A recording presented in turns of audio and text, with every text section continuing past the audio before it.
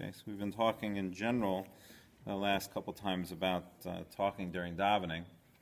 And so now, and we said in general that one is not supposed to just be talking about whatever in the shul anytime, whether you're davening or you're not davening, that just to talk about non-holy matters, really question whether one can do that at all in the shul. And we said that the Aruch HaShulchan said maybe that today that shuls that are from the time already that shuls were made in Bavel in Babylonia, that maybe they were made conditional, that they're conditionally that people would do other things in the shul besides davening and learning. So okay, maybe there's some room for talking about things that are not completely holy. But we said that, of course, a person has to be very careful not to talk about things that are specifically not holy, or to say lashon hara, or to all different types of things that a person could do. It really would be a very bad thing to do. Certainly, it's compounded by doing it in the shul. You do it in the presence of the king, so it's a worse sin. So now we're going to talk about more specifics. So that being said, that you shouldn't just be talking for no reason, or certainly talking about certain things. What about, sort of in a technical manner, looking at the davening? Are there parts of the davening where one possibly could be saying something, and ones that for technical reasons one should really be avoiding talking at all?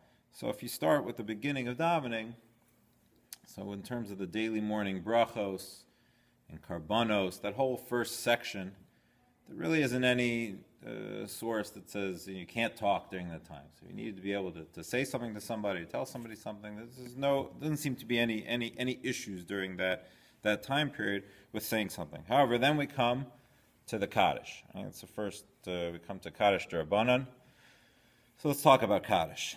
So the Shulchan Aruch says, Leish l'chaven be'aniyas HaKaddish. Person has to have kavanah. Person has to focus on saying the Kaddish. The Mishnah Berurah there says that we know that the Gemara says that anybody who says Amen Yesh Heshmei Rabbah, anybody answers the Kaddish, but Kol Kocha with all of his strength, so Koran Lo Gzardino, then the person's the decree against them in heaven is torn up. That they say Amen Yesh Heshmei Rabbah with all their strength. What does that mean with all their strength? There's some people, you go to some places, some people, they really scream it out because it's based on this idea. Mishnah Berurah says what it really means, he says, is that a person says it with proper intention, that they're careful about it, that it's thought from the heart, that the person's focusing on really what is being said. Hey, Shmei Ram, that this is, this should be, that the God's name should be blessed forever and ever, and the person is actually focusing on what they're saying with their entire heart and soul. That's the kavanah he's talking about. So therefore, says in the Mishnah Berurah, certainly a person has to be, he says, tzarech li zahar ma'od u'ma'od. Right? Whenever you get that language sometimes in the Shulchan Aruch, sometimes in the Mishnah Berurah, a person has to be very, very, very careful.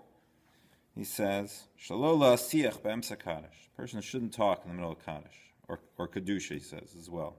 And so most people know, Kedusha, would never talk. Somehow Kaddish, whatever, people don't seem to. The truth is, Kaddish is also a form of Kedusha, and it's really, really very bad thing. And he brings down some different sources. The Mishnah Berurah says that we find in Mesechas Derech Eretz that Rabbi Chama found, he came across Eliyahu Hanavi. So Medrash talks about he came across Eliyahu Hanavi. Eliyahu Hanavi had with him several thousand angry camels. He said, "What are these stormy, angry camels?" So what are these angry camels for? He says, "These camels are going to give it to the people who talk during Kaddish." That's what the Medrash says, right? So that was source number one, and then he says we find in Sefer Chasidim that there was a Chassid Echad, one Chassid. Now the Sefer Chasidim, predates, Chasidim, Bells and Lubavitch, and we're not talking about those type of Chasidim. We're talking about Chasidim Rishonim, the people, pious people, okay? There's especially pious people. He said one guy that in a dream he saw another Chassid who had passed away. He said his face was all blanched. He saw him. He was all trembling and afraid. And he said, why are you so sad? Why do you look so downcast? So he says, well, I used to talk when the Shliach Tzibur would say Vayechulu on the Friday nights, and also during the bracha of Magin Avos, and also when they said Yiskadal, right, during the Kaddish. So I used to talk during Kaddish, so therefore, it's not so good for me in the next world. It's a really bad thing. And then we find as well that there was another Chacham who came to his student in a dream, and he saw that the student saw that this certain scholar had this big stain on his forehead. He says, where'd you get this? Where'd the stain come from that's on your forehead? So he said, well, I wasn't careful when the Chazan used to say Kaddish, so therefore that's what I walk around with now. I have this big stain on my forehead. So he just brings these different stories to show you the importance of not talking during the Kaddish. And he says, even to think in Divrei Torah, which the whole debate about that during Chazaras Hashatz, during the repetition, but to think in Divrei Torah, he says, when the Chazan is saying Kaddish, even that you're not allowed to do, because you really have to have kavanah, like the Shulchan Aruch says. You have to be paying attention to the Kaddish and what's being said, and to answering the Kaddish, says the Pri Charash. So even thinking in Torah is not allowed when the Kaddish is being said. Kal v'chomer, how much more so, right? You shouldn't be, talking about the sports scores.